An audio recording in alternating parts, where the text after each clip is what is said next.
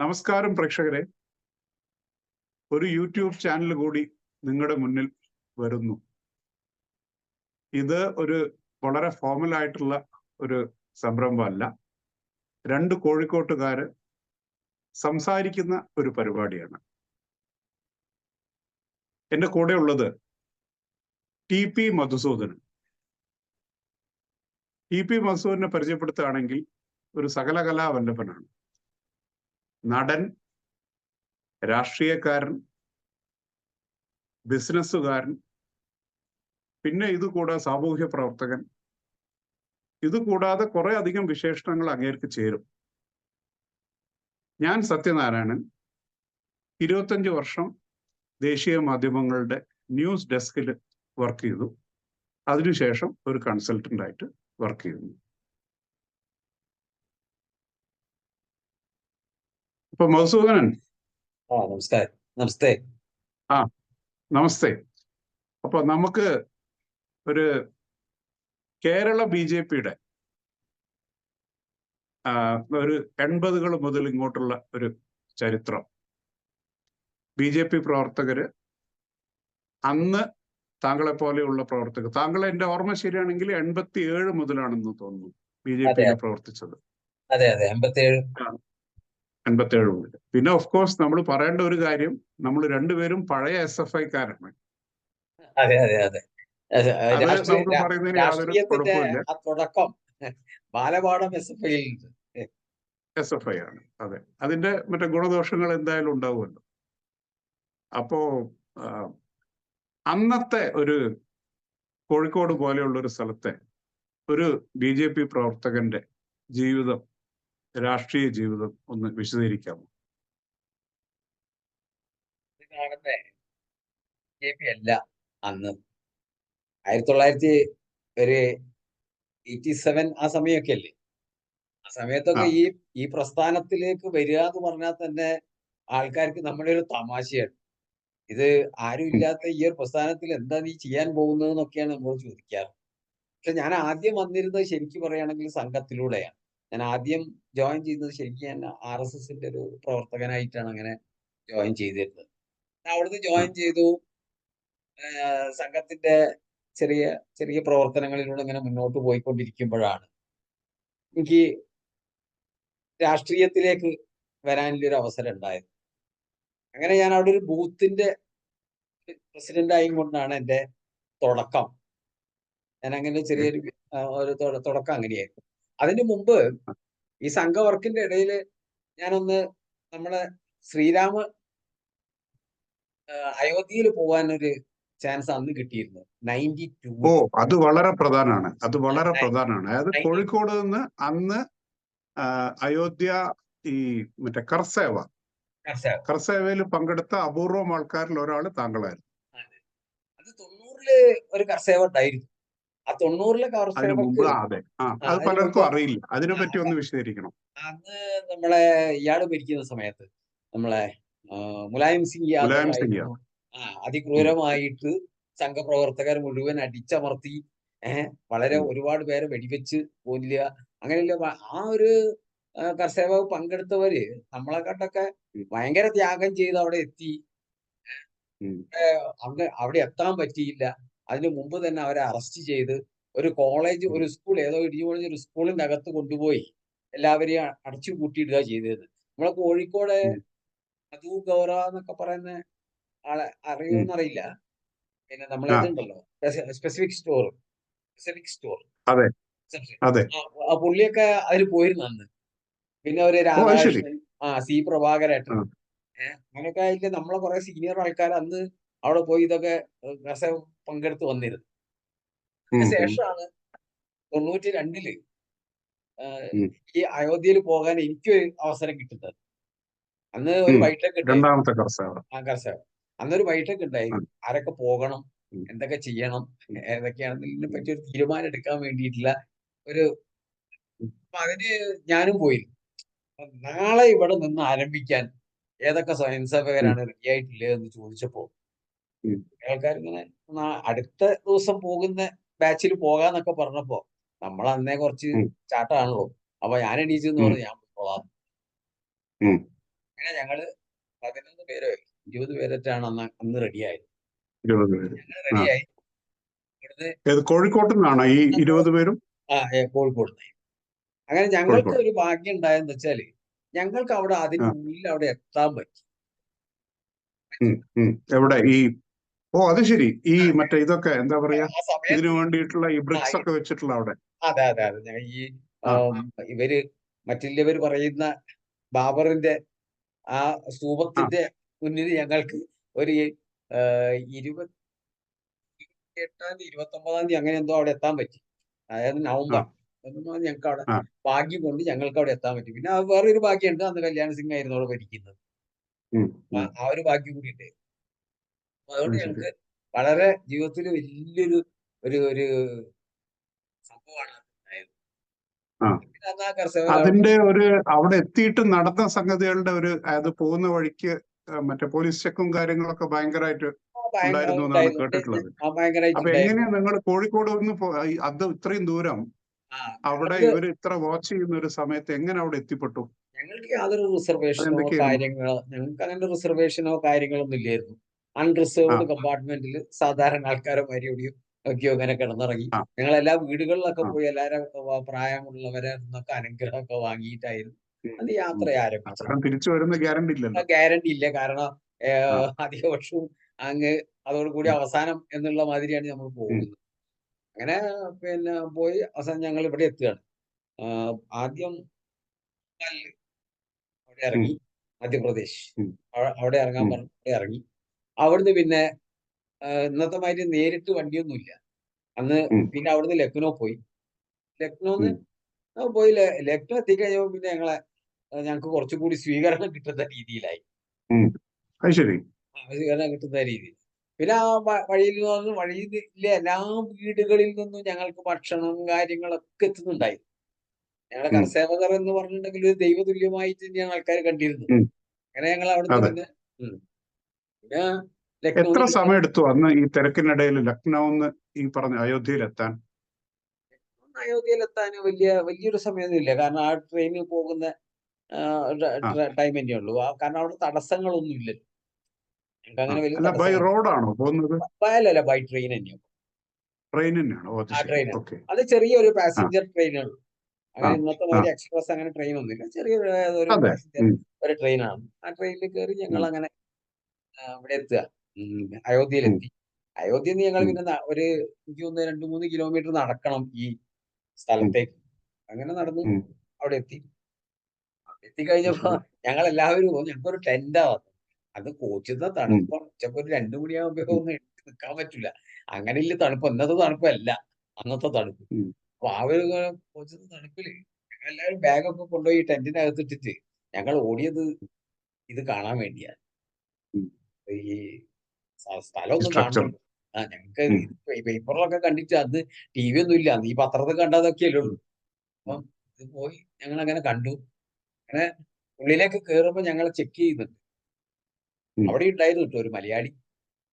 ആ ഇത് ചെക്ക് ചെയ്യുന്ന സമയത്ത് എന്നെ ചെക്ക് ചെയ്യുമ്പോ ഞാൻ പറഞ്ഞു, ആ ഇതൊക്കെ നാളെ പൊളിഞ്ഞു വീഴാനുള്ള സാധനല്ലേ, ഇതിനൊക്കെ ഇനി ഞങ്ങളെ ചെക്ക് ചെയ്യൊക്കെ വേണോന്ന് ചോദിച്ചു. അപ്പൊ അവിടെ ചോദിച്ചു, ഉം, ഉം, മലയാളിയാണോ? ഞാൻ പറഞ്ഞു, ആ മലയാളിയാണ്. ഉം. അപ്പൊ ആ ഒരു മലയാളി എന്ന് പറഞ്ഞാൽ അങ്ങനെ ഞങ്ങൾ പരിചയപ്പെട്ട് പിന്നെ ഞങ്ങൾ അവരുടെ ക്യാമ്പിലൊക്കെ പോയിട്ട് ഭജനയൊക്കെ നടത്തി. അങ്ങനെ അത് ശരി. കയറി അത് ശ്രീരാമൻ തൊഴുതു. ആ ശ്രീരാമ വിഗ്രഹത്തിന് തൊഴാനുള്ളൊരു ഭാഗ്യം കിട്ടി എന്ന് കിട്ടി. പറയാം. ആ. രാമലല്ല വിഗ്രഹം. ആ രാമന്റെ വിഗ്രഹം തൊഴാനുള്ള ഭാഗ്യം ആ കിട്ടി. ഞാൻ ആ അവിടുന്ന് പിന്നെ പിറ്റേ ദിവസം ഒരു 6-ാം തീയതി വരെ ഞങ്ങൾ അവിടെ വെറുതെ താമസിക്കുകയാണ്.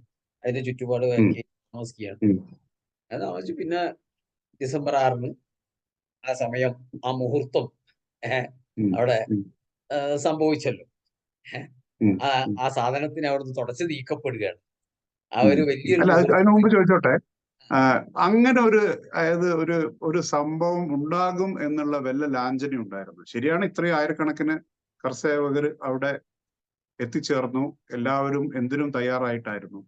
പക്ഷെ എന്നാ പക്ഷെ പോലും ഈ ഒരു മിഷൻ എന്താ പറയാ പൂർത്തിയാക്കിയിട്ടേ അവിടുന്ന് തിരിച്ചു വരൂ എന്നുള്ള മാതിരി ഒരു മൂഡ് ഉണ്ടായിരുന്നു അവിടെ. അതൊന്ന് പറയാമോ? അന്നത്തെ അവിടുത്തെ ഒരു അന്തരീക്ഷം, ആ ഒരു എല്ലാവർക്കും 5-ാം തീയതി രാത്രി മുതൽ 6-ാം തീയതി വരെയുള്ള.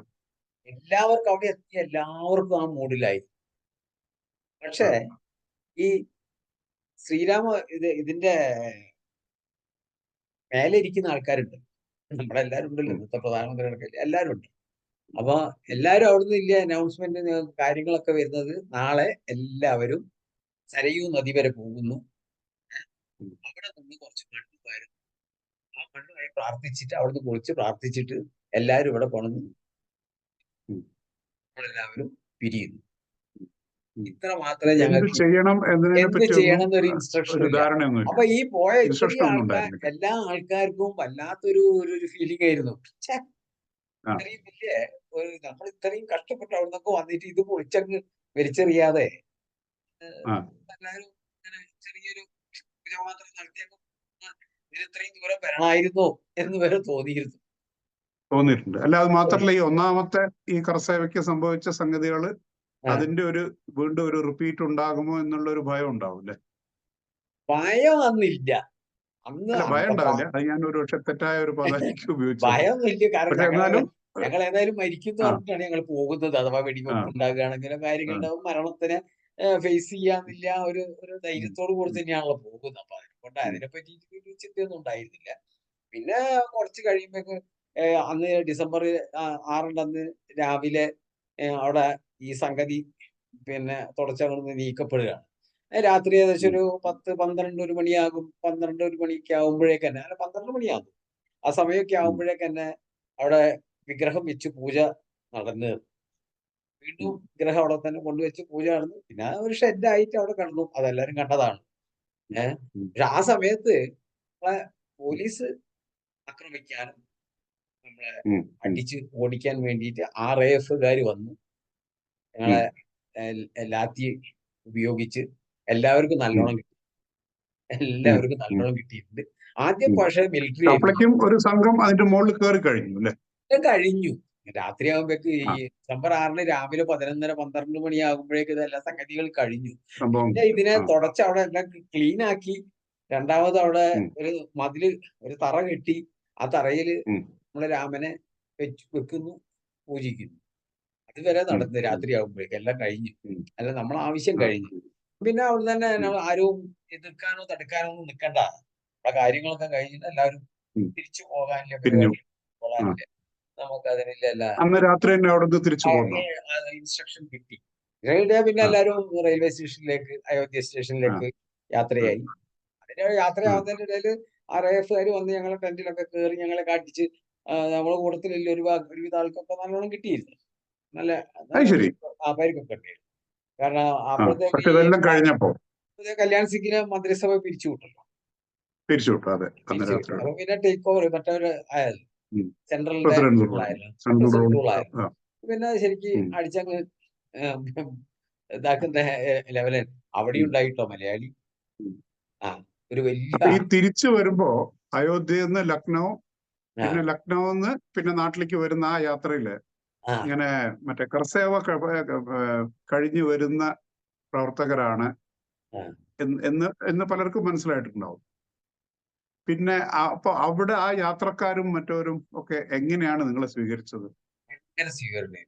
ശരിക്കും പറഞ്ഞിട്ടുണ്ടെങ്കിൽ ജീവിതത്തിൽ അതൊക്കെ ഒരു അനുഭവമാണ്. കാരണം ആൾക്കാർ ഞങ്ങളെ കാണാൻ വേണ്ടി ഇങ്ങനെ നിന്നിട്ട് ശരിക്കും രണ്ടു ഭാഗത്ത് നമ്മളെ കാവി ധ്വജങ്ങളൊക്കെ ഇങ്ങനെ പറപ്പിച്ചുകൊണ്ട് ജയ് ശ്രീരാം വിളിച്ച് ഓരോ വീടുകളിൽ നിന്നൊക്കെ ഇറങ്ങി വന്നിട്ട് അമ്മയും അച്ഛനും അമ്മ കുട്ടികളും എല്ലാവരും ഇറങ്ങി, അമ്മമാരൊക്കെ വന്നിട്ട് നമ്മൾക്ക് ദൈവം ചെയ്ത് നമ്മളെ കാണാൻ നിൽക്കുമ്പോണ്ടല്ലോ, ഞങ്ങൾ എന്തോ ഒരു സംഭവമാണെന്ന് ഞങ്ങൾക്ക്. അതിന്റെ ഇടയിൽ ഒരു സ്ഥലത്ത് വെച്ചൊരു മുസ്ലിം ഏരിയയിൽ വെച്ചിട്ട് അവര് ഞങ്ങളെ ആക്രമിച്ചു. ഭയങ്കര ആക്രമണമായിരുന്നു. ആസിഡും ബൾബും ബോംബും ഒക്കെ ഏറുണ്ടായി, ട്രെയിനിന് നേരെ ഉണ്ടായി. അവിടുന്ന് ഇറങ്ങി അങ്ങനെ ഉണ്ട്. അത് പിന്നെ സ്ഥലത്തിന്റെ പേര് പറഞ്ഞ ട്രെയിനിൽ വരുമ്പോഴാണോ? ഇൻ ബിറ്റ്വീൻ ട്രെയിനിൽ വരുമ്പോ അന്ന് സ്ത്രീകൾ വരെ പറയുന്ന ട്രെയിനിലെ ഈ കമ്പാർട്ട്മെന്റിൽ ആക്രമിച്ചു. ഇല്ല, പുറമെ നിന്ന് പ്ലാറ്റ്ഫോം ലെവലിൽ നിൽക്കുമ്പോഴോ? പ്ലാറ്റ്ഫോം ഒരു റെയിൽവേ സ്റ്റേഷൻ എത്തിയ സമയത്ത് അവിടുന്ന് ആക്രമിച്ചു. പറഞ്ഞാൽ അവര് വെൽ ഇതായിട്ട് തന്നെ എക്യുപ്ഡ് ആയിട്ട് നിന്നതാണ്. അവര് നമ്മളെ ചോദിക്കുന്നത് അത് മറ്റേ നമ്മുടെ മീഡിയ ഒക്കെ റിപ്പോർട്ട് ചെയ്തിരുന്നു അന്ന് ഇത് ഇങ്ങനെ തിരിച്ചു വരുന്നവരെ? ആരും ഒന്നും അതിനെപ്പറ്റി അല്ല, പിന്നീട് കേരളത്തിൽ വന്നിട്ട് മറ്റേ പത്രങ്ങളൊക്കെ നോക്കുകയുണ്ടായോ? ഇങ്ങനെ വല്ല ഈ തിരിച്ചു വരുന്ന ഇല്ല ആൾക്കാരുടെ ഇല്ല ഇല്ല മുകളിലുണ്ടായ വല്ല അങ്ങനെ വല്ല ഇല്ല അവർക്ക് ഒന്നും അതൊന്നും വന്നില്ല. ഉണ്ടായിട്ടില്ല. അത് അവരും മറ്റേ പിന്നെ ഈ പള്ളി പൊളിച്ചു എന്നുള്ള ആ ആ ഒരു ഇത് മാത്രം. അത്രേ ഉള്ളൂ. അപ്പൊ അവിടുന്ന് ആ. അവർക്ക് അവരെ നേർക്ക് അങ്ങോട്ടേക്ക് ഈ ട്രെയിനിൽ വരുന്ന എല്ലാവരും ഇറങ്ങി അത് തമ്മില് ഉം. നേർക്ക് ഫൈറ്റ് തന്നെയായിരുന്നു. ഓ അത് ശരി. ഫൈറ്റ് തന്നെയായിരുന്നു. ഉം, ഉം. അതിന്റെ ഓ പിന്നെ ശരി. ബാക്കി അപ്പൊ പിന്നെ ശരിക്കും പറയുകയാണെങ്കിൽ അയോധ്യയിൽ ഇല്ലാത്ത ഒരു ഭീഷണി ശരിക്കും പോകുന്ന വഴിക്കുണ്ടായിരുന്നു. പോകുന്ന വഴിക്കുണ്ട്. ആ പോകുന്ന വഴി അത് ശരി. വേറൊരു സംഭവം തന്നെ സ്ത്രീകളടക്കം ആ. അമ്മമാരടക്കം ആ സമയത്ത് ഇറങ്ങിയിട്ട് അടിക്കേണ്ടി വന്നിട്ടുണ്ട്. ഉം, അവരും ഉം, ഉം, സ്ത്രീകളും എല്ലാം ആയിട്ട് തന്നെയാണ് വന്നിട്ടാണ് ഉം, നേരിട്ട്. ഉം. ട്രെയിന് അത് കുറച്ച് ശരി. അത് അങ്ങോട്ട് നേരിട്ടിട്ടില്ലായിരുന്നെങ്കിൽ അവിടെ വെച്ചിട്ട് തന്നെ കർഷകർക്ക് വലിയൊരു അപകടം ഉണ്ടാവുമായിരുന്നു.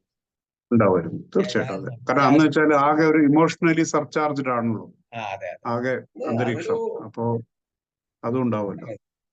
പിന്നെ കോഴിക്കോട് വന്നിട്ട് എങ്ങനെയായിരുന്നു അനുഭവം? കോഴിക്കോട് അവിടെ വല്ല വന്നിട്ട് സ്വീകരണം വല്ലതും ഉണ്ടായോ? അതോ ഒന്നും ഒന്നുമില്ല അറിയാത്ത പോലെ? ഒന്നുമില്ല. എല്ലാരും അറിയാത്ത മാതിരി തന്നെ. കാരണം ഏത് സമയത്തും അറസ്റ്റ് ചെയ്യും. കാരണം നമുക്കെതിരില്ല സർക്കാരുകളൊക്കെയാണല്ലോ എല്ലാരും. അപ്പൊ അന്ന് ആരും ആരായിരുന്നു ഇതൊന്നും ഭരിക്കുന്നത്? കോൺഗ്രസ്സാണ്. കോൺഗ്രസ്സാ കോൺഗ്രസ്. ഭരിച്ചത്. എന്റെ ഓർമ്മയിൽ അങ്ങനെയാണ്. കോൺഗ്രസ്. അപ്പൊ അപ്പൊ നമുക്ക് എന്നിട്ട് അവിടെ മറ്റേ സ്റ്റേഷനിൽ ഇറങ്ങിയപ്പോ പോലീസ് നിരീക്ഷണമൊക്കെ ഉണ്ടായിരുന്നോ? അതോ നിരീക്ഷണം കോഴിക്കോട് ഉണ്ടായിരുന്നു. സ്റ്റേഷനിൽ തന്നെയാണോ ഇറങ്ങിയത്? അതോ അന്നത്തെ ഒരു അതിനു മുമ്പ് വല്ല എവിടെ അല്ലല്ല ഇറങ്ങേണ്ടി വന്നോ? കോഴിക്കോട് കോഴിക്കോടാണ് കോഴിക്കോട് ഇറങ്ങിയത്. ഇറങ്ങി. ആ, എന്റെ വീട്ടിലൊക്കെ അന്ന് ചെറിയ പ്രായമല്ലേ, വീട്ടിലൊക്കെ ഇങ്ങനെ ഏകദേശം ആ.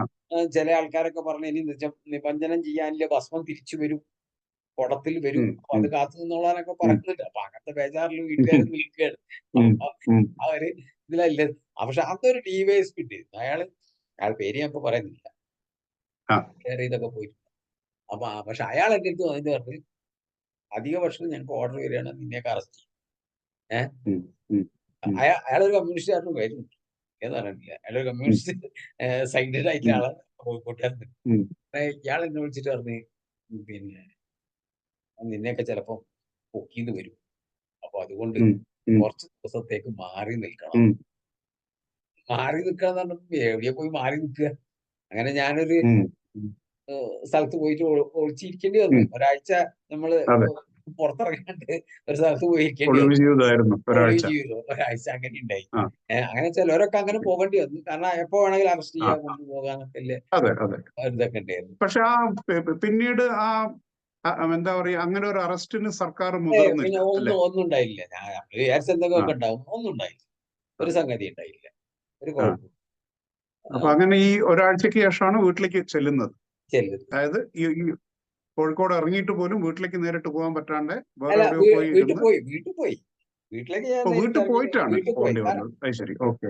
നമ്മളെ വീട്ടിൽ എന്റെ അന്വേഷിച്ച് പോലീസൊക്കെ വന്നിരുന്നോ? ഇല്ല വന്നില്ല. വരുന്നതിന്റെ ഇല്ല. മുമ്പേ ഇയാൾ എന്നെ വിളിച്ചിട്ട് എന്നോട് പറഞ്ഞു ആ, ആ. ഇങ്ങനെ സംഭവിക്കുന്നില്ല. കാരണം അന്നേ ഞാൻ കുറച്ച് ഉം, പൊതു ഉം, പരിപാടികളൊക്കെ ഇല്ലാനെ കൊണ്ട് ഇന്നെ പരിചയമുണ്ടല്ലോ ഇവർക്കൊക്കെ. അപ്പൊ അതുകൊണ്ട് ഉം, എന്നെ വിളിച്ചിട്ട് പറഞ്ഞത് നിന്റെ ആൾക്കാരോടൊക്കെ ഒന്ന് മാറി നിന്നോ, കാരണം ഇപ്പൊ ഉം. വേണ്ടി വന്നാൽ ചിലപ്പോ ഞങ്ങൾ പൊക്കിക്കൊണ്ടുപോകും എന്ന് പറഞ്ഞിരുന്നു.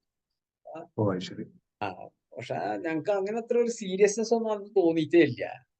ആ, ഏജിന്റെ ഇതൊക്കെ ആയിരിക്കാം, തോന്നിയിട്ടൊന്നുമില്ല. ഉം, ആ ഒരു ഉം, ഭക്തി, രാമനോടില്ല ആ ഒരു പ്രേമം ഒക്കെ ഉണ്ടല്ലോ. അപ്പൊ ഉം, എന്തിനേയും നേരിടാം എന്നുള്ള ആ ഉം, ഒരു ഉം, ഒരു ധൈര്യത്തിൽ തന്നെയായിരുന്നു. പിന്നെ ഉം, ഉം, അതിനുശേഷം ഇന്നാണിപ്പോ നമ്മളെ ആ സ്വപ്ന സാക്ഷാത്കാരം ഉണ്ടാവുന്നത്. ഏഹ് ഉം, ഉം. നരേന്ദ്രമോദി എന്ന് പറയുന്ന ആ മഹാന്റെ അതെ, കാല് തൊട്ട് നമസ്കരിക്കുക തന്നെ വേണം. അതെ, ഇന്ന് ബി.ജെ.പിക്ക് അത്ര വലിയൊരു അതൊക്കെ അതെ, ചെയ്യാൻ പറ്റി. ഏഹ് അത് ചെയ്യാൻ അതെ, പറ്റി അതെ. എന്നുള്ളത് അല്ല അത് അതിനു മുമ്പായിട്ട്. അതെ. അല്ല അത് ശരിയാണ്. അത് നമുക്കത് പിന്നീട് വിശദമായിട്ട് വരാം. ആ, പക്ഷെ അതിന് മുമ്പായിട്ട് പിന്നെ ഇത് കഴിഞ്ഞിട്ട് ഇതൊക്കെ കഴിഞ്ഞിട്ടുള്ളൊരു ഈ ഊർജം ഉൾക്കൊണ്ട് കണ്ട് ആ, പിന്നീടാണല്ലോ ഈ മറ്റേ രാഷ്ട്രീയ ജീവിതം വളരെ അതെ സജീവമായിട്ട് വരുന്നത് അല്ലേ? അതെ അതെ. അപ്പൊ ബി.ജെ.പിയുടെ എന്തായിരുന്നു താലൂക്ക് പ്രസിഡന്റ് എന്തായിരുന്നു? ഇല്ല, ആദ്യം ഞാൻ വെറും ഒരു ബൂത്ത് പ്രസിഡന്റ് ആയിട്ടാണ് അതിലേക്ക് വരുന്നത്. Booth president. വെറും ബൂത്ത് ആ പ്രസിഡന്റ്. അങ്ങനെ ഒരു അത് ശരി. ബൂത്തിന്റെ പ്രസിഡന്റ് ഒക്കെ അപ്പൊ ആയിട്ട് എന്തായാലും ഈ എന്താ പറയാ ഈ അയോധ്യയിൽ പങ്കെടുത്ത ഒരു പ്രവർത്തകൻ അല്ലെങ്കിൽ ഒരു നേതാവായി വളർന്നുകൊണ്ടിരിക്കുന്ന ഒരു പ്രവർത്തകൻ എന്നുള്ളത് ആ പ്രവർത്തനത്തിന് വളരെ ഗുണം ചെയ്തു കാണും അല്ലെ? അത് ആ സമയത്ത് എന്നോട് എന്തോ എനിക്ക് ഉം, രാഷ്ട്രീയത്തിലേക്ക് എന്നെ പറ്റും എന്നൊക്കെ എന്റെ കുറച്ചുകൂടി മൂത്ത ആൾക്കാർക്ക് തോന്നിയത് കൊണ്ടായിരിക്കാം മധു നീ ഇതിലേക്ക് ഉം, വരണം, പിന്നെ ഉം. ഇവിടെ കുറച്ച് വർക്ക് ചെയ്യാനൊക്കെ ആള് വരണം, അപ്പൊ നീയൊക്കെ വരണം ഉം. എന്നൊക്കെ പറഞ്ഞു എന്നോട് ചില ആൾക്കാരെ അപ്രോച്ച് ചെയ്തു. ശരി, ആ മീറ്റിങ്ങിനൊക്കെ അപ്പൊ വരാന്ന് പറഞ്ഞു. എങ്ങനെയാണ് സംഘ് അയക്കുകയാണോ ചെയ്തത്, അതോ സംഘിന്ന് പെർമിഷൻ എടുത്തിട്ട് രാഷ്ട്രീയത്തിൽ വരികയാണോ അതെ ചെയ്തത്? അതെ അതെ. അങ്ങനെ എങ്ങനെയാ അതിന്റെ രീതി എങ്ങനെയാ? അതെങ്ങനെയാന്ന് വെച്ചാൽ സംഘത്തിന്റെ നമ്മളെ അവിടുത്തെ കാര്യവാഹ് ആയിട്ടുള്ള ആൾക്കാരുണ്ട്. ആ. അവരായിട്ട് അവിടുത്തെ BJP-ന്റെ ആൾക്കാര് സംസാരിച്ച് മധുവിനെ ഉം. ഞങ്ങൾക്കൊന്ന് തന്നാ തിരക്കില്ല എന്ന് പറഞ്ഞ്, അപ്പൊ അങ്ങനെ ആണെന്നോ? പോയിട്ടൊക്കെയാണ് ഞാൻ അതില് പിന്നെ ആ. ജോയിൻ ആവുന്നത്. എനിക്ക് ശരിക്കും വീണ്ടും ഈ SFI ഒക്കെ വിട്ട് ഞാൻ ഒരു ഉം. സംഘപ്രവർത്തനമൊക്കെ പോയതിനു ശേഷം രാഷ്ട്രീയത്തിലേക്ക് വരണം എന്ന് ഒരിക്കലും ആഗ്രഹമൊന്നുമില്ല. ഇത് രാഷ്ട്രീയ പ്രവർത്തനത്തിലേക്ക് ഉം. വരണം എന്ന് വലിയ ആഗ്രഹമൊന്നുമില്ല. ഞാൻ ഒരു സ്വയം സേവകനായിട്ട് ഉം. അങ്ങനെ കൂടണമെന്നായിരുന്നു ഉം. ആഗ്രഹം. ഇതിന്റെ ഇടയിൽ പിന്നെ അങ്ങനെ ഒന്ന് വന്നപ്പോ അങ്ങനെ വന്നു. അതൊരു വന്നു, അതൊരു ഗ്രൂപ്പിൽ അങ്ങനെ നിയോഗമാണ്. ആ ഒരു നിയോഗം ഉം. അങ്ങനെ. പിന്നെ അതെ.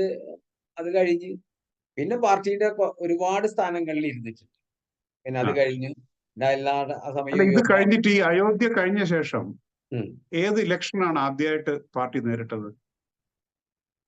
പിന്നെ ലോക്കൽ നേരിട്ടത് ബോഡി ഇലക്ഷൻസ് ആയിരുന്നോ, അതോ അസംബ്ലിയോ ലോക്സഭയോ? അല്ല, ഞാൻ ചോദിക്കുന്നത് വെച്ചാൽ വളരെ ഓർമ്മയുള്ള ഏതെങ്കിലും ഒരു തിരഞ്ഞെടുപ്പ്. 10-35 കൊല്ലം വയ്യോട്ടങ്ങ് അതെ. കിട്ടുന്നില്ലാന്നറിയാം ശരിക്കും. എനിക്ക് തോന്നുന്നത് അസംബ്ലി തന്നെയാണ്. അസംബ്ലി ഇലക്ഷൻ ആ. ഇലക്ഷൻ ആ, ശരി. ഇലക്ഷനിലൊക്കെ അന്ന് എത്ര ഒരു 10,000-10,000 9,000 ചില്ലാൻ വോട്ടൊക്കെ കോഴിക്കോട് കിട്ടിയിരുന്നുള്ളൂ അന്നുള്ളൂ അല്ലെ? ആ. നിയോജക മണ്ഡലത്തിൽ അത്രയ്ക്ക്.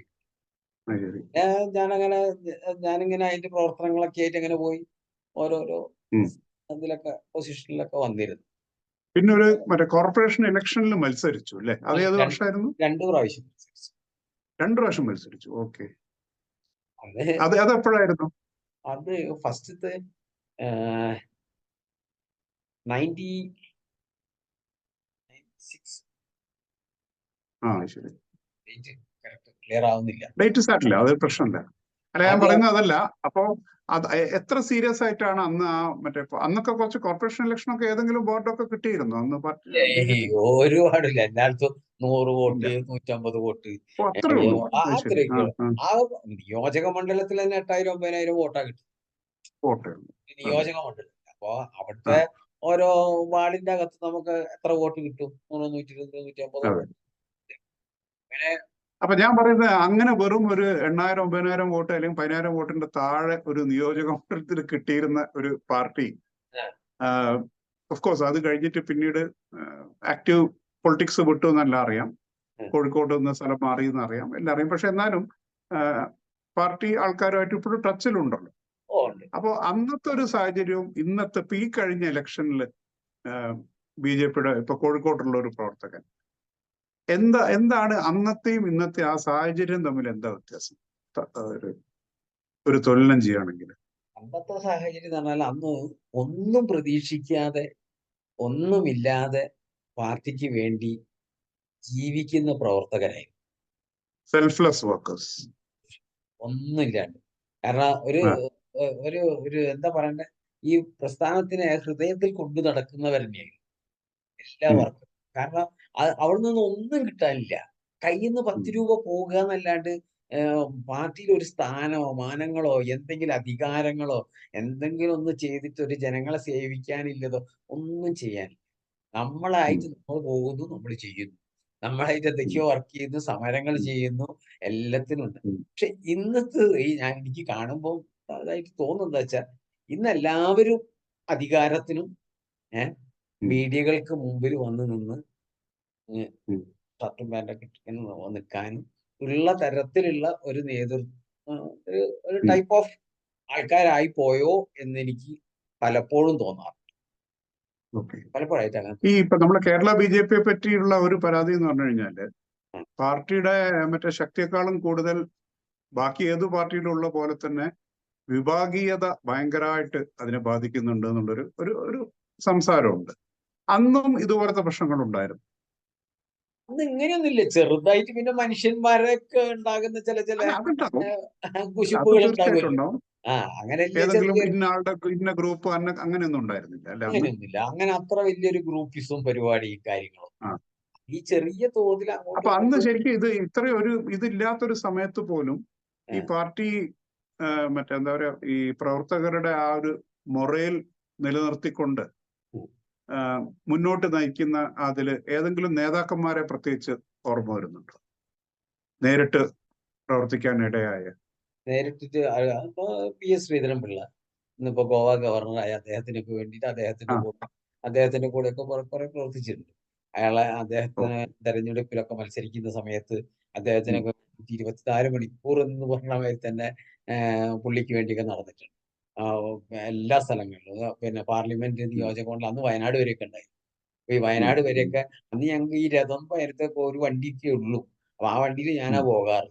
അപ്പൊ അതിലൊക്കെ പോയിട്ട് എല്ലാ സ്ഥലങ്ങളിലും കവല പ്രസംഗങ്ങളൊക്കെ നടത്തി പോകുന്ന ഒരു ഇതുണ്ടായിരുന്നു. പിന്നെ അതേമാതിരി ഒരുപാട് സമരങ്ങളും പരിപാടികളും നേതാക്കന്മാരുടെ കൂടെ ഒക്കെ പ്രവർത്തിച്ചിട്ടുണ്ട്.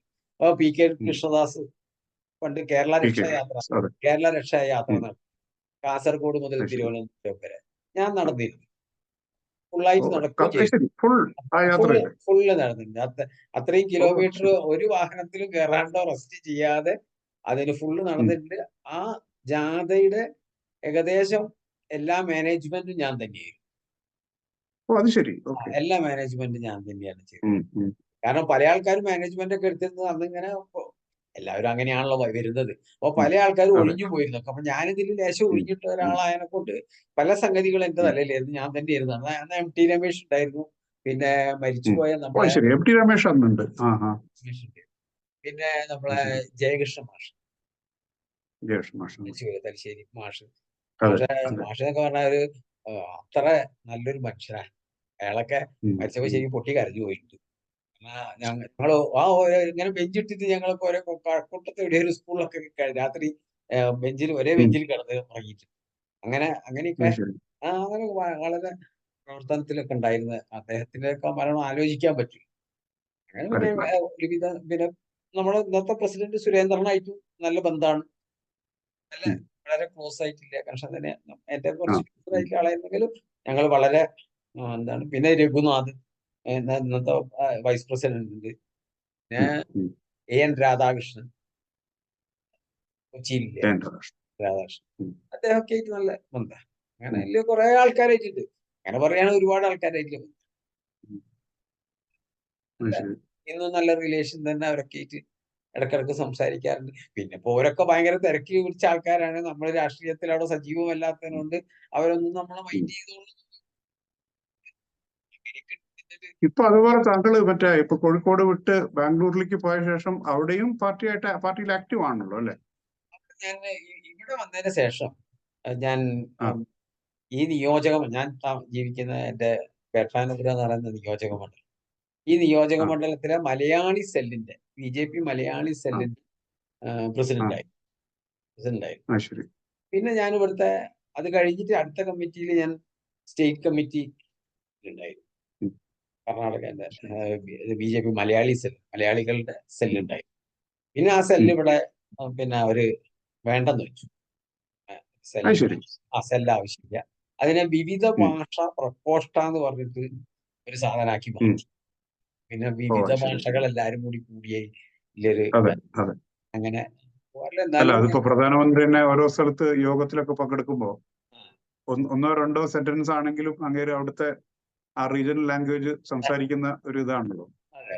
അപ്പം അത് ഒരുപക്ഷെ വേറൊരു പാർട്ടിക്കും ഇല്ലാത്തൊരു പ്രത്യേകതയും കൂടിയാണ്. അപ്പൊ ഈ കേരളത്തിലെയും ഈ കർണാടകത്തിലെയും ഈ BJP പ്രവർത്തനം അത് തമ്മിലൊന്ന് താരതമ്യം ചെയ്യുകയാണെങ്കിൽ എങ്ങനെയായിരിക്കും അത്?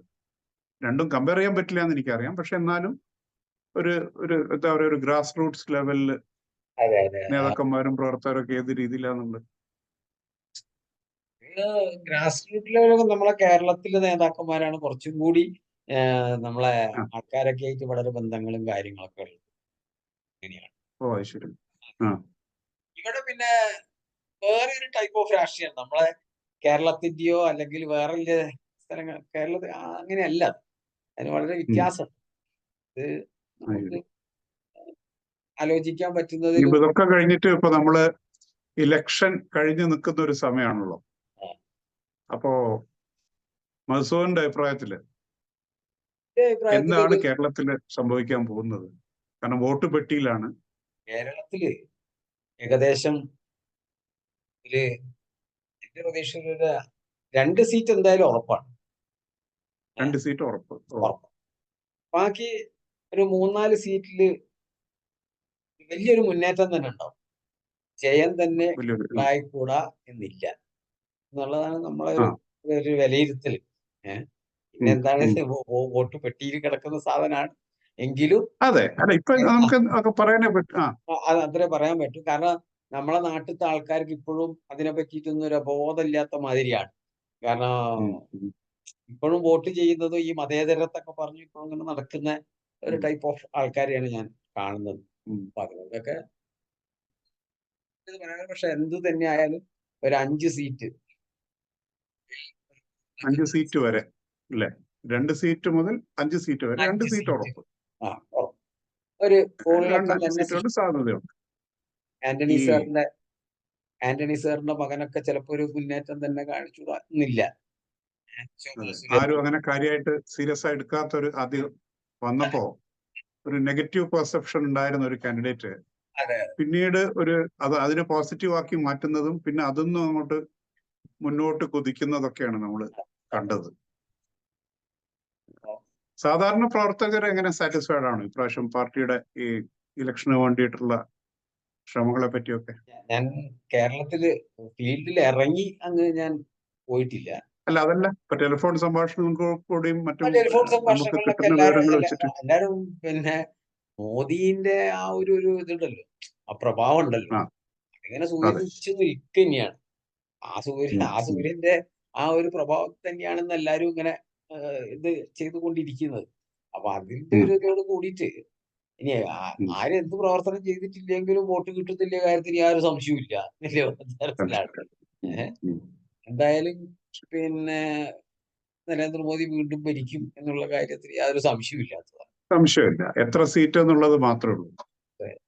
എന്തായാലും ഭരിക്കുന്ന മാത്രമല്ല 300-ൽ കൂടുതൽ സീറ്റുകൾ ബി.ജെ.പിക്ക് കിട്ടും എന്നുള്ളൊരു സംശയമില്ല. ഒരു അതിൽ കൂടുതൽ എത്ര കിട്ടും എന്നുള്ളത് മാത്രമേ 380-390 ഇടയിലൊക്കെയാണ് നമ്മളിപ്പോ ഏകദേശം കൂട്ടി പോകുക നമുക്ക് അങ്ങനെയാണ്. ഇപ്പൊ 400 എന്നൊക്കെ അതൊക്കെ പിന്നെ ഇലക്ഷൻ സ്റ്റണ്ടുകൾ കിട്ടുന്നതാണ് എനിക്കൊക്കെ തോന്നുന്നത്. അതെ. അല്ല ഞാനൊരു 366 മുതൽ 372 സീറ്റ് വരെ എന്നുള്ള വിവിധ കാൽക്കുലേഷൻ വെച്ചുകൊണ്ട് അങ്ങനെ ഞാനിങ്ങനെ ഫീൽഡിൽ ആക്റ്റീവ് ആയിട്ടുള്ള ഒരാളൊന്നുമല്ല. പക്ഷെ എന്നാലും നമ്മളൊരു കാൽക്കുലേഷൻ ഒക്കെ വെച്ചിട്ട് അത്രയും സീറ്റ് കിട്ടുന്നു. NDAക്ക് 400-ൽ കൂടുതൽ ഈസി ആയിട്ട് കടന്നു പോകാൻ പറ്റുന്നതാണ് എന്റെ ഒരു കാൽക്കുലേഷൻ. അത് വരട്ടെ, അതിപ്പോ ജൂൺ 4-ാം തീയതി നമുക്ക് അറിയുന്ന സംഗതിയാണ്. അപ്പൊ എന്തായാലും നമ്മളെ ഇന്നത്തെ സംസാരം ഇവിടെ അവസാനിപ്പിക്കാനായെന്ന് തോന്നുന്നു. ഇത് ആദ്യത്തെ എപ്പിസോഡാണ്. ഇത് കണ്ടിട്ട് ഇതിന്റെ താഴെ പ്രേക്ഷകരുടെ അഭിപ്രായങ്ങളും വിമർശനങ്ങളും ഒക്കെ നമ്മൾ പ്രതീക്ഷിക്കുന്നുണ്ട്. എന്തായാലും ഇത് നല്ലൊരു തുടക്കമായി എന്നാണ് എനിക്ക് തോന്നുന്നത്. ഇത്രയും സമയം നമുക്കിങ്ങനെ ഇതെന്താ വെച്ചാൽ ഇത് നമ്മൾ ആദ്യം പറഞ്ഞ പോലെ തന്നെ 2 കോഴിക്കോട്ടുകാരുടെ ഒരു സംസാരമാണ്. എന്താ പറയുക, സൊറ എന്ന് വരെ വേണമെങ്കിൽ പറയാം. പിന്നെ ഇതിന്റെ പേര്, ഈ ചാനലിന്റെ പേര് ഞാൻ ആദ്യത്തെ ഇതിൽ അങ്ങനെ പറയാൻ ഇതാക്കിയില്ല. ഡബിൾ ബാരൽ, ഇരട്ടക്കുഴൽ തോക്ക്. ആ പേര് തന്നെ ക്ലിയർ ആണ് ഇത് എന്താണ് എന്നുള്ളത്. അപ്പോ ഇതെന്തായാലും എല്ലാവരും കാണുന്നു, അത് കണ്ടിട്ട് അഭിപ്രായങ്ങളൊക്കെ പറയുന്നു വിചാരിക്കുന്നു. വളരെ നന്ദി. നമസ്തേ.